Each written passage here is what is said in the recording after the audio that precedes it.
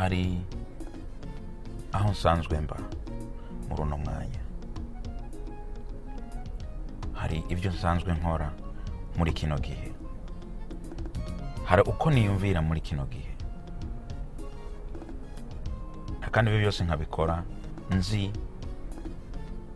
ibyo noba naraciyemo, aho noba naraciye mu buzima bw'imyaka yanje burenganye. Ariko wewe udashobora kuba uzi, udashobora kuba umenya, mugabo bivanye nuko umbona cyangwa bivanye nuko genda kubona, kandi nkaba ntazi akahise kawe, bivanye nuko dushobora kuba tumenyeranye, bivanye nuko dushobora kuba tuganira tukavugana vyose, nkakubwira ukuri kwanje, nkakubwira uwo ndiwe,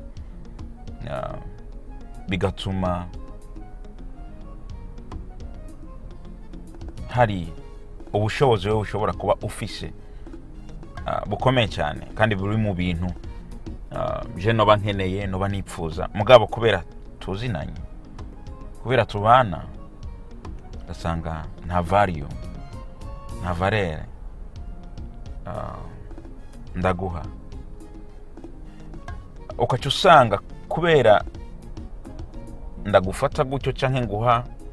uwo mwanya je ndaguha, canke wewe umpa uwo mwanya umpa, ugasanga hari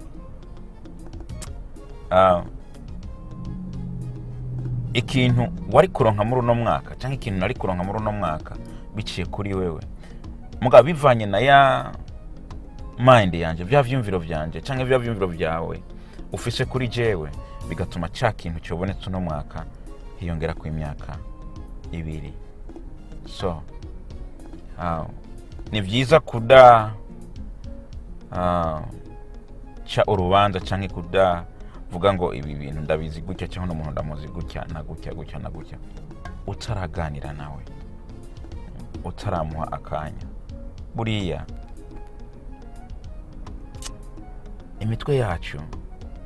ivyumviro vyacu, gutahura kwacu kunyegeyemo ibintu byiza byinshi. Ivyo ntafise uno munsi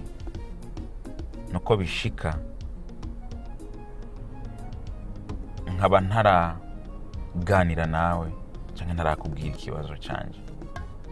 ariko ejo canke ku mugoroba no munsi canke mu gitondo ninaganira nawe, birashika inzira yanje iraza kuguruka. This is my voice 24 hours.